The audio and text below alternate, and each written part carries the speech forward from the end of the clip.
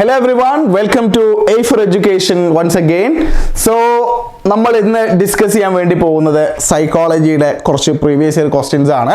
അപ്പോൾ previous year question discussion എന്ന് പറയുമ്പോൾ നിങ്ങൾക്ക് ഒരു സംശയം ഉണ്ടാവും, ഏത് ഇയറിലെ ക്വസ്റ്റ്യൻ ആണ് നമ്മൾ ഡിസ്കസ് ചെയ്യുന്നത് എന്നുള്ളത്. അങ്ങനെ ഒരു പെർട്ടിക്കുലർ ഇയർ എന്നില്ല, നമ്മൾ കുറച്ച് എന്താണ് മിക്സ്ഡ് ആയിട്ടാണ് ക്വസ്റ്റ്യൻസ് സെലക്ട് ചെയ്തിരിക്കുന്നത്. സോ എന്തായാലും നമ്മൾ കുറച്ച് ക്വസ്റ്റ്യൻസ് ഇതിൽ ഡിസ്കസ് ചെയ്യുന്നുണ്ട്. ഞാൻ എന്തായാലും അധികം സമയം ഇൻട്രൊഡക്ഷൻ പറഞ്ഞിട്ട് എടുക്കുന്നില്ല. നമുക്ക് എന്തായാലും ക്വസ്റ്റ്യൻസിലേക്ക് ഡയറക്റ്റ് ആയിട്ട് പോവാം. ഒന്നാമത്തെ ക്വസ്റ്റ്യൻ എന്താണെന്ന് വെച്ച് കഴിഞ്ഞാൽ, what is Thorndike's law of effect എന്നുള്ളതാണ്. തോണ്ടൈക്കിന്റെ, എഡ്വാർഡ് ബി തോണ്ടൈക്കിന്റെ ലോ ഓഫ് എഫക്റ്റ് എന്താണെന്നുള്ളതാണ് ചോദ്യം.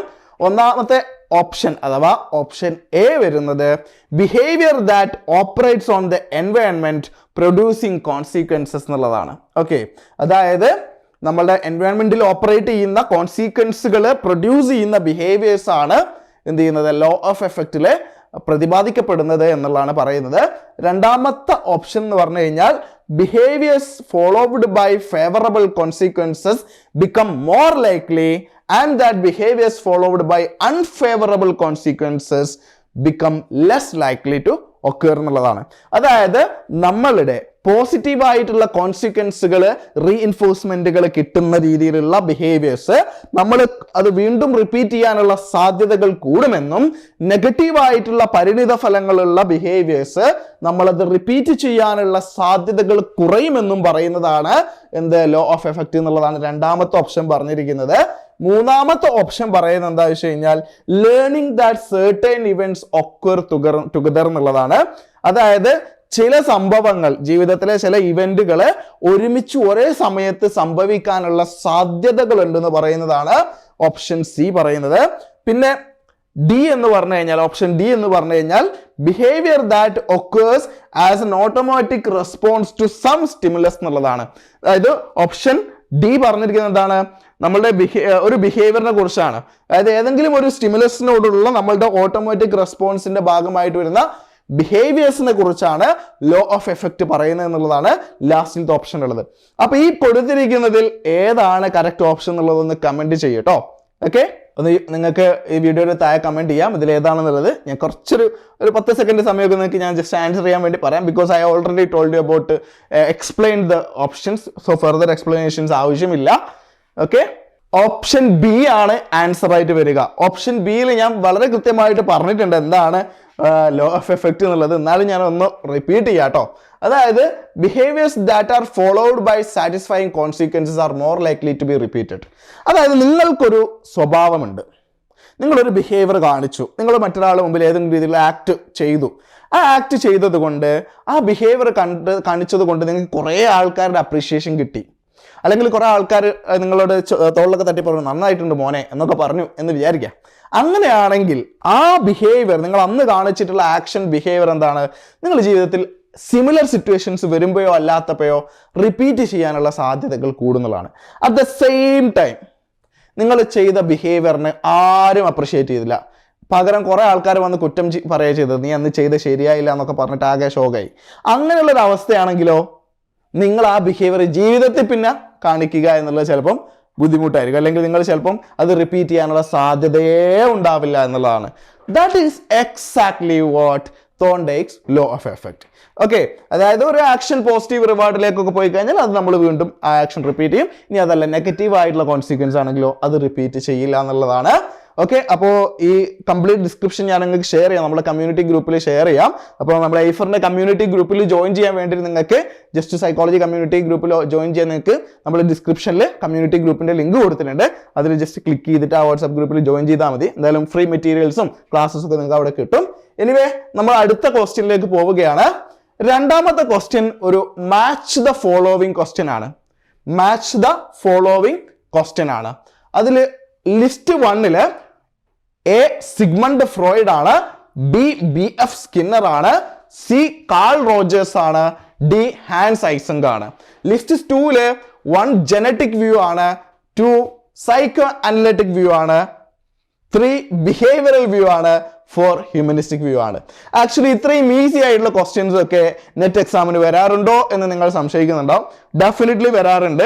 ഈസി ആയിട്ടുള്ള, ഡയറക്റ്റ് ആയിട്ടുള്ള, നിങ്ങൾ പ്രത്യേകിച്ച് അധികം ആലോചിക്കാതെ തന്നെ നിങ്ങൾക്ക് ആൻസർ ചെയ്യാൻ പറ്റുന്ന ഇതുപോലുള്ള ക്വസ്റ്റ്യൻസും സൈക്കോളജിയിൽ നെറ്റ് എക്സാമിന് ചോദിക്കാറുണ്ട്. സോ നമുക്കറിയാം ഇതിന്റെ ആൻസർ അധികം നിങ്ങൾ ആലോചിക്കേണ്ട ആവശ്യമില്ല, നിങ്ങൾക്ക് ആൻസർ കിട്ടിയിട്ടുണ്ടാവും. സിഗ്മണ്ട് ഫ്രോയിഡ് ഡെഫിനറ്റ്ലി എന്തുമായിട്ട് റിലേറ്റ് ചെയ്തിട്ടുള്ളതാണ്? ഞാൻ എന്തായാലും ഓപ്ഷൻ പറയാം. ഓപ്ഷൻ ആൻസർ സി ആണ് ഓപ്ഷൻ ആയിട്ട് വരുന്നത്. സിഗ്മണ്ട് ഫ്രോയിഡ് സൈക്കോ അനാലിസിസ് ആണ്, സൈക്കോ അനലിറ്റിക് തെറാപ്പിയുടെ പിതാവാണ് സിഗ്മണ്ട് ഫ്രോയിഡ് എന്ന് പറയുന്നത്. അതുപോലെ തന്നെ അദ്ദേഹത്തിന്റെ സൈക്കോ അനലിറ്റിക് തെറാപ്പിയുടെ ഭാഗമായിട്ടാണ്, സൈക്കോ അനാലിസിസിന്റെ ഭാഗമായിട്ടാണ് ഫ്രീ അസോസിയേഷനും ഡ്രീം അനാലിസിസും ഒക്കെ, ട്രാൻസ്ഫറൻസ്, കൗണ്ടർ ട്രാൻസ്ഫറൻസ്, ഇതുപോലെ കുറെ കൺസെപ്റ്റുകളെ കുറിച്ച് നമ്മൾ പഠിക്കുന്നുണ്ട്. അദ്ദേഹത്തിന്റെ തന്നെ psycho sexual theories of development ഉണ്ട്. സോ എന്തായാലും ദാറ്റ് ഈസ് സിഗ്മണ്ട് ഫ്രോയിഡ്. പിന്നെ BF സ്കിന്നർ ആണ് എന്ത് ചെയ്തത്? ബിഹേവിയറൽ വ്യൂ എന്ന് പറയുന്നത് അല്ലേ. ബിഹേവിയറിസത്തിൽ നമ്മളെ കുറച്ച് ആളുകൾ എടുത്തു പറയാറുണ്ട്. അതിലൊരാളാണ് എന്ത്? BF സ്കിന്നർ എന്നുള്ളത്. കാൾ റോജേഴ്സ് ഹ്യൂമനിസ്റ്റിക് സൈക്കോളജി ആണ്. അതായത് ഹ്യൂമൻ ബീങ്സിന്റെ പത്തോളജിക്കൽ ആയിട്ടുള്ള ആസ്പെക്റ്റുകളിൽ നിന്ന് മാറി കുറച്ചുകൂടെ ഹ്യൂമൻ ബീങ്സ് ഒക്കെ ബേസിക്കലി പാവമാണ്, അല്ലെങ്കിൽ എല്ലാവരും നല്ല ആളുകളാണ് എന്നുള്ളൊരു തോട്ടാണ് ഈ ഒരു ഹ്യൂമനിസ്റ്റിക് സൈക്കോളജി മുന്നോട്ട് വെക്കുന്നത്. സോ അതിന്റെ ഒരു പ്രൊപ്പോണന്റ് ആയിരുന്നു കാൾ റോജേഴ്സ്. ആൻഡ് ഹാൻസ് ഐസങ്ക് എന്താണ്? പേഴ്സണാലിറ്റിയിലെ ജെനറ്റിക്സിന്റെ ഇൻവോൾവ്മെന്റിനെ കുറിച്ചൊക്കെ റിസർച്ച് ചെയ്തിട്ടുള്ള അദ്ദേഹത്തിന്റെ തിയറിയിലൂടെ അതിനെ റിഫ്ലക്ട് ചെയ്യിപ്പിച്ചിട്ടുള്ള ഒരു വ്യക്തിയാണ് ഹാൻസ് ഐസങ്ക് എന്നുള്ളത്. So the answer is option C. മൂന്നാമത്തെ ക്വസ്റ്റ്യൻ നോക്കുന്നതിന് മുമ്പ് ഞാൻ ജസ്റ്റ് ഇവിടെ കൊടുത്തിട്ടുണ്ട് സ്റ്റേജസ് ഓഫ് സൈക്കോസെക്ഷൽ ഡെവലപ്മെന്റ് എന്ന് പറഞ്ഞിട്ട്. Anal retentive, ego, superego, Oedipus complex, libido, Freud psychoanalytic തിയറിയുടെ കൺസെപ്റ്റുകളാണ് വരുന്നത്. അതായത് ഫ്രൂയിഡിന്റെ സൈക്കോ അനലിറ്റിക് തിയറിയിൽ വരുന്ന കുറെ കൺസെപ്റ്റുകളാണ്. എന്തായാലും ഇതിനെ കുറിച്ചൊക്കെ നമ്മൾ വളരെ ഡീറ്റെയിൽഡ് ആയിട്ടാണ് ഐഫറിൽ നമ്മളെ ക്ലാസ്സുകളുടെ ഭാഗമായിട്ട് നമ്മൾ പറയുന്നതാണ്. So if you haven't already joined Aifer, please make sure that you join soon. അതായത് നമ്മുടെ മിഷൻ JRF ബാച്ചിന്റെ രണ്ടാമത്തെ ബാച്ച്, മിഷൻ JRFന്റെ രണ്ടാമത്തെ ബാച്ചിന്റെ അഡ്മിഷൻ നടന്നുകൊണ്ടിരിക്കുകയാണ്. ഓക്കെ, എന്തായാലും ഐസങ്കിന്റെ തിയറി കുറിച്ചും കൂടെ ഇവിടെ കൊടുത്തിട്ടുണ്ട്. സ്ട്രോങ്ലി ആർഗ്യൂ ചെയ്തതായിട്ട് biological disposition towards certain personality traits combined with the conditioning and socialization during childhood എന്നുള്ളത്. അതായത് നമ്മുടെ ബയോളജിക്കൽ ആയിട്ടുള്ള കുറെ പ്രീഡിസ്പോസിഷൻസ് നമ്മുടെ പേഴ്സണാലിറ്റി ഡെവലപ്മെന്റിൽ ഇൻവോൾവ് ആവുന്നുണ്ട് എന്നുള്ളതാണ് ഐസങ്കിന്റെ തിയറി പറയുന്നത്. ഇനി ഓപ്പറന്റ് കണ്ടീഷനിങ് ഒക്കെയാണ് BF സ്കിന്നറിൻ്റെത് നമുക്കറിയാം. അതായത് rewards introduce to increase behaviour, punishment introduce decrease behaviour. Reward കൊടുക്കുന്നതിലൂടെ, അതായത് ലോ ഓഫ് എഫക്റ്റിന്റെ ഒരു കണ്ടിന്യൂഷൻ ആണ് ആക്ച്വലി ഈ ഓപ്പറന്റ് കണ്ടീഷനിങ് തിയറി എന്ന് പറയുന്നത്. അതിന്റെ ബേസിലാണ് ഈ തിയറി വന്നിട്ടുള്ളത്. ഒരു ബിഹേവിയർ ഇൻക്രീസ് ചെയ്യാൻ റിവാർഡും ആ ബിഹേവിയർ ഡിക്രീസ് ചെയ്യാൻ പണിഷ്മെന്റും കൊണ്ട് പറ്റുമെന്നുള്ളതാണ് BF സ്കിന്നറിന്റെ ഓപ്പറന്റ് കണ്ടീഷനിങ് അഥവാ ബിഹേവിയറൽ ആസ്പെക്റ്റിൽ പറയുന്നതാണ്. മൂന്നാമത്തെ ക്വസ്റ്റ്യൻ എന്താ നോക്കാം. What would be the correct order of the steps involved in prosocial behaviour എന്നുള്ളതാണ്. പ്രോസോഷ്യൽ ബിഹേവിയർ എന്ന് പറഞ്ഞു കഴിഞ്ഞാൽ എന്താണ് നമുക്ക് അറിയാം. അപ്പൊ അതിന്റെ പ്രോപ്പർ ആയിട്ടുള്ള സ്റ്റെപ്സ് എന്തൊക്കെയാണ് ചോദിച്ചിരിക്കുന്നത് കേട്ടോ. Option A, accept the responsibility for helping. Option B, noticing something unusual. Option C, decision about possession of required knowledge or skills. Option D, interpreting the event as an emergency. Option E, deciding to actually help എന്നുള്ളതാണ്. അപ്പോൾ ഇതിൽ കൊടുത്തിരിക്കുന്ന ഓപ്ഷൻസിൽ നിന്നും നിങ്ങൾ ഒരു answer പിക്ക് ചെയ്യുക, എന്നിട്ട് comment ചെയ്യുക, ഞാൻ വെയിറ്റ് ചെയ്യാം. സോ പ്രോസോഷ്യൽ ബിഹേവിയറിന്റെ correct order of the steps ആണ്. Okay, that's enough of time. ഞാൻ പറയാം. ഒന്നാമത്തെ സ്റ്റെപ്പ്, നമ്മളൊരു വ്യക്തിയെ ഹെൽപ്പ് ചെയ്യുന്ന സമയത്ത്, പ്രോസോഷ്യൽ ബിഹേവിയർ എന്ന് പറയുമ്പോൾ ഹെൽപ്പിംഗ് ബിഹേവിയർ ആണ്, with some sort of rewards, അല്ലെങ്കിൽ എക്സ്പെക്ടേഷൻ ഓഫ് റിവാർഡ്സ് ആവാം, വിത്തൗട്ട് എക്സ്പെക്ടേഷൻ ഓഫ് റിവാർഡ്സും ആവാം. സോ എന്തായാലും അൾട്രോയിസ്റ്റിക് ബിഹേവിയറും പ്രോസോഷ്യൽ ബിഹേവിയറും അങ്ങനെ രണ്ട് ഡിഫറെന്റ് ടൈപ്പ് ഓഫ് ബിഹേവിയർ ഉണ്ട്. അൾട്രോയിസ്റ്റിക് ബിഹേവിയർ എന്ന് പറഞ്ഞാൽ നമ്മൾ തീരെ ഒന്നും തിരിച്ച് പ്രതീക്ഷിക്കാതെ ഹെൽപ്പ് ചെയ്യുന്നതാണ്. പ്രോസോഷ്യൽ ബിഹേവിയറിൽ ചില സമയത്ത് നിങ്ങൾക്ക് ഏതെങ്കിലും രീതിയിലുള്ള റിവാർഡ് ആ ഒരു ഹെൽപ്പ് ചെയ്തതുകൊണ്ട്, ആക്ഷൻ എടുത്തുകൊണ്ട് സംഭവിച്ചേക്കാം. എന്തായാലും ആൻസർ ബി എന്ന് പറയുമ്പോൾ ഒന്നാമത്തെ സ്റ്റെപ്പ് റെക്കഗ്നൈസിങ് ദ പ്രോബ്ലം എന്നുള്ളതാണ്. നിങ്ങളൊരു വ്യക്തി വെള്ളത്തിൽ മുങ്ങിത്താവാൻ വേണ്ടി പോകുന്നത് കാണുകയാണ്, അയാൾ ഹെൽപ്പിന് വേണ്ടി ഇങ്ങനെ കരയുന്നത് നിങ്ങൾ കാണുകയാണ്. അതാണ് റെക്കഗ്നൈസിങ് ദി പ്രോബ്ലം. അതായത് ഒരു ബൈ സ്റ്റാൻഡർ ആയിട്ടുള്ള നിങ്ങൾ അവിടെ ഒരാൾ ഡേഞ്ചറിലാണെന്ന് മനസ്സിലാക്കുക, അല്ലെങ്കിൽ ഒരു ഇഷ്യൂ നിങ്ങൾ അവിടെ റെക്കഗ്നൈസ് ചെയ്യണം, അങ്ങനെ ഒരു പ്രശ്നം അവിടെ ഉണ്ട് നിങ്ങൾ മനസ്സിലാക്കുകയാണ്. രണ്ടാമത്തെ സ്റ്റെപ്പിൽ interpreting the problem as an emergency എന്നുള്ളതാണ്. അതായത് ആ ഒരു പ്രോബ്ലം വെരി എമർജൻസി ആണ്, അല്ലെങ്കിൽ പെട്ടെന്ന് ആക്ട് ഔട്ട് ചെയ്യേണ്ട ഒരു സംഭവമാണ് എന്നുള്ള ഒരു കാര്യം നിങ്ങൾ മനസ്സിലാക്കുന്നതാണ് രണ്ടാമത്തത്. ഇന്റർപ്രറ്റ് ചെയ്യുക. ഒരു സാഹചര്യം നിങ്ങൾ കാണുന്നു, ഒരാൾ വെള്ളത്തിൽ പോയത് നിങ്ങൾ കാണുന്നു, അത് റെക്കഗ്നൈസിങ് ദ പ്രോബ്ലം ആണ്. ആൻഡ് രണ്ടാമതായിട്ട് അയാൾക്ക് ഹെൽപ്പ് കിട്ടണം എന്നുള്ളതല്ല, അതൊരു പ്രോബ്ലമാറ്റിക് സിറ്റുവേഷൻ ആണ്, ഒരു എമർജൻസി ആണെന്ന് നിങ്ങൾ എന്ത് ചെയ്യാണ്, അത് ഇന്റർപ്രറ്റ് ചെയ്യാണ്. മൂന്നാമത്തെ സ്റ്റേജിൽ accept the responsibility for helping. അവിടെ ഉള്ളത് നിങ്ങൾ മാത്രമാണ്, അല്ലെങ്കിൽ വേറെ പല ആൾക്കാരുണ്ടോ, but you feel that you accept that it is your responsibility to help എന്നുള്ളത്. അതായത് നിങ്ങളുടെ ഉത്തരവാദിത്തമാണ് അയാളെ പിന്നെ പിടിക്കൽ അല്ലെങ്കിൽ അയാളെ രക്ഷപ്പെടുത്തൽ എന്നുള്ളത് നിങ്ങൾ മനസ്സിലാക്കുകയാണ്, വെള്ളത്തിൽ നിന്ന് പിടിച്ചു കയറ്റൽ എന്നുള്ളത്. ഓക്കെ, അതാണത്. പിന്നെ decision about possession of required knowledge or skills എന്നുള്ളതാണ് സ്റ്റെപ്പ് 4. അതായത് നിങ്ങൾ ഒരാൾ വെള്ളത്തിൽ വീണത് കണ്ടു, അതൊരു എമർജൻസി സിറ്റുവേഷൻ ആണ് നിങ്ങൾ മനസ്സിലാക്കി, അത് നിങ്ങൾ അയാളെ ഹെൽപ്പ് ചെയ്യണം എന്നുള്ള റെസ്പോൺസിബിലിറ്റി അക്സെപ്റ്റ് ചെയ്തു. അടുത്തതായിട്ട് നിങ്ങൾ എന്താ നോക്കുന്നത് വെച്ച് കഴിഞ്ഞാൽ അത് ചെയ്യാനുള്ള സ്കില്ല് നിങ്ങൾക്ക് ഉണ്ട് എന്നുള്ളത് നിങ്ങൾ ഉറപ്പുവരുത്താണ്. നീന്തൽ അറിയാത്ത നിങ്ങൾ എന്ത് ചെയ്യരുത്, മറ്റൊരാളെ രക്ഷിക്കാൻ വേണ്ടി നിങ്ങൾക്ക് എന്ത് ചെയ്യാൻ പറ്റില്ല, അവിടെ ആക്ഷൻ എടുക്കാൻ വേണ്ടി പറ്റില്ല. നിങ്ങൾ നീന്തൽ അറിയാതെ ആളെ രക്ഷിക്കാൻ വേണ്ടി പിന്നെ വെള്ളത്തിലേക്ക് എടുത്ത് ചാടിയിട്ടുണ്ടെങ്കിൽ നിങ്ങൾ രണ്ടാളെ രക്ഷിക്കാൻ വേറെ ആൾ വരേണ്ടി വരും. ഓക്കെ, അപ്പൊ അതുകൊണ്ട് നിങ്ങൾ അതിനാവശ്യമായിട്ടുള്ള ആക്ഷൻ എടുക്കാൻ ആവശ്യമായിട്ടുള്ള റിക്വയർഡ് നോളജും സ്കിൽസും ഉണ്ട് എന്നുള്ളത് ഉറപ്പ് വരുത്തുക. And deciding to actually help എന്നുള്ളതാണ്. അപ്പോൾ നിങ്ങൾക്ക് ആവശ്യമുള്ള സ്കിൽസ് ഒക്കെ ഉണ്ടെങ്കിൽ നിങ്ങൾക്ക് എന്ത് ചെയ്യാം, അയാളെ പ്രോപ്പറായിട്ട് ഹെൽപ്പ് ചെയ്യാൻ വേണ്ടിയിട്ടുള്ള ഡിസിഷൻ എടുക്കാം. And you can help the person and save his life. That is 5 steps എന്ന് പറയുന്നത് കേട്ടോ. അതാണ് 5 steps എന്ന് പറയുന്നത്. ഓക്കെ, നമുക്ക് അടുത്ത ക്വസ്റ്റ്യനിലേക്ക് പോകാം. എന്തായാലും അറേഞ്ച് പഞ്ചകോശ ഇൻ ഓർഡർ. പഞ്ചകോശയെ ഓർഡറിലാക്കാൻ വേണ്ടിയിട്ടാണ് പറഞ്ഞിരിക്കുന്നത്. അന്നമയ കോശ, മനോമയ കോശ, വിജ്ഞാനമയ കോശ, പ്രാണമയ കോശ, അനന്തമയ കോശ. ഈ കോശാസിനെ എന്ത് ചെയ്യണം, നമ്മൾ അറേഞ്ച് ചെയ്യണം. അധികം ആർക്കും ചിലപ്പം ഒരുപാട് അറിയാത്ത ഒരു ഏരിയ ആയിരിക്കാം പഞ്ചകോശാസിനെ കുറിച്ച്. ഓക്കെ, നമ്മളുടെ എമർജൻസ് ഓഫ് സൈക്കോളജി എന്ന് പറയുന്ന മൊഡ്യൂളിൽ നിന്ന് വന്നിട്ടുള്ള ക്വസ്റ്റ്യൻ ആണ്. എന്താണ് പഞ്ചകോശ എന്ന് പറയുന്ന ആൾക്ക് മേ ബി പെട്ടെന്ന് ആൻസർ ചെയ്യാൻ പറ്റിയേക്കാം അതിൻ്റെ ഒരു ഓർഡർ എന്നുള്ളത്. എന്തായാലും ഞാൻ പറയാം. ഓക്കെ, യോഗ എന്ത് ചെയ്യുന്നതെന്ന് വെച്ച് കഴിഞ്ഞാൽ നമ്മളുടെ ബോഡി മെക്കാനിസംസിനെ കുറിച്ച് പറയുന്നുണ്ട്, മൈൻഡിനെ കുറിച്ച് പറയുന്നുണ്ട്, സ്പിരിറ്റിനെ കുറിച്ച് പറയുന്നുണ്ട്. യോഗ ഇതിനെക്കുറിച്ചൊക്കെ യോഗ ടീച്ച് ചെയ്യുന്നുണ്ട്. പഞ്ചകോശ എന്ന് പറഞ്ഞു കഴിഞ്ഞാൽ knowledge of the 5 layers of our existence എന്നുള്ളതാണ്. നമ്മുടെ ഹ്യൂമൻ ബോഡി എക്സിസ്റ്റൻസിന് 5 ലെയറുകൾ ഉണ്ടെന്നാണ് എന്ത് ചെയ്യുന്നത്, യോഗ പറയുന്നത്. അല്ലെങ്കിൽ ആ ഒരു പഞ്ചകോശ എന്ന് പറയുന്ന കൺസെപ്റ്റ് കൊണ്ട് പറയുന്നത്. പഞ്ച എന്ന് പറഞ്ഞാൽ 5 ആണ്. അപ്പൊ ഈ 5 layers of our bodily existence ആണ് എന്ത്, പഞ്ചകോശ എന്നറിയപ്പെടുന്നത്. അപ്പൊ അതിന്റെ ഓർഡർ അന്നമയ കോശ, പ്രാണമയ കോശ, മനോമയ കോശ, വിജ്ഞാനമയ കോശ ആൻഡ് ആനന്ദമയ കോശ എന്നുള്ളത്. ഇതാണ് പഞ്ചകോശാസ് എന്ന് പറയുന്നത്.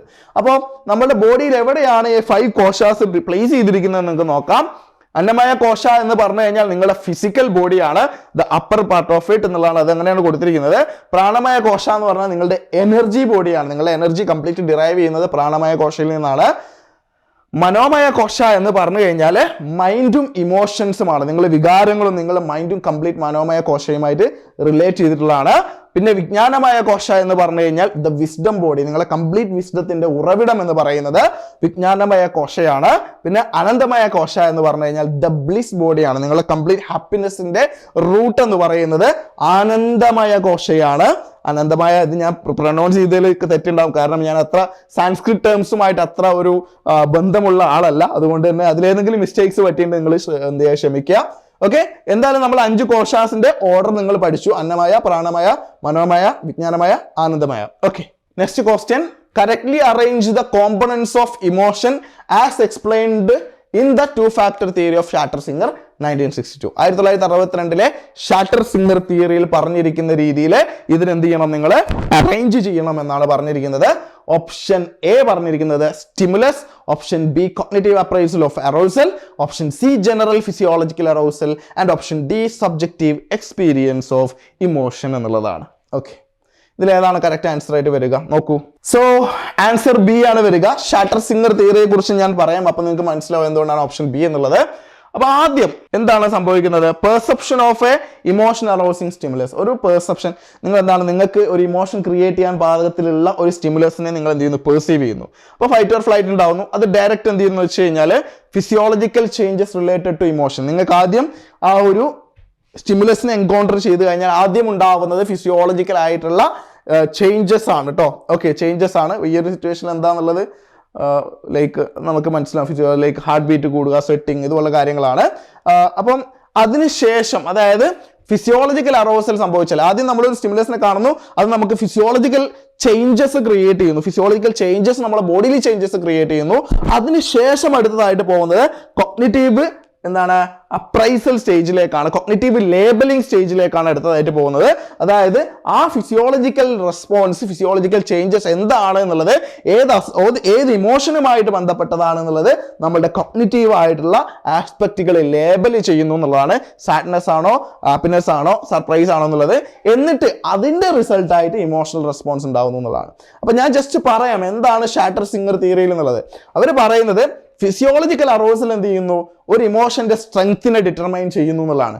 കൊഗ്നിറ്റീവ് ലേബലിംഗ് എന്ത് ചെയ്യാണ്, ആ ഇമോഷന്റെ എന്ത് ഇമോഷൻ ആണെന്നുള്ള ലേബലിനെ കണ്ടെത്തുന്നതാണ്. സോ ഒരു സ്റ്റെപ്പ് ബൈ സ്റ്റെപ്പ് ആയിട്ട് പറയുകയാണെങ്കിൽ, നിങ്ങളൊരു ഡോഗിനെ കാണുന്നു, നിങ്ങൾക്ക് ഹാർട്ട് ബീറ്റ് ഉണ്ടാവുന്നു, നിങ്ങളെ ഹാർട്ട് ബീറ്റിനെ നിങ്ങളുടെ കൊഗ്നിറ്റീവ് ലേബലിംഗ് ചെയ്യുന്നു, അതിനുശേഷം നിങ്ങൾക്ക് ഭയം ഫീൽ ചെയ്യുന്നു എന്നുള്ളതാണ്. ഓക്കെ, അപ്പൊ ഇത്രയാണ് ഇന്നത്തെ ഈ ഒരു പെർട്ടിക്കുലർ ആയിട്ടുള്ള ഡിസ്കഷനിൽ നമുക്ക് ഡിസ്കസ് ചെയ്യാനുള്ള 5 ക്വസ്റ്റ്യൻസ് എന്നുള്ളത്. അപ്പൊ അടുത്തൊരു സെറ്റ് ഓഫ് ക്വസ്റ്റ്യൻസുമായിട്ട് നമുക്ക് അടുത്ത വീഡിയോയിൽ കാണാം. ഞാൻ ഒന്നുകൂടെ ഓർമ്മിക്കുന്നു, if you haven't already joined IFER, you can always get support and always get free materials through our guidance groups, and also you can contact us on the phone number given in the description. Thank you.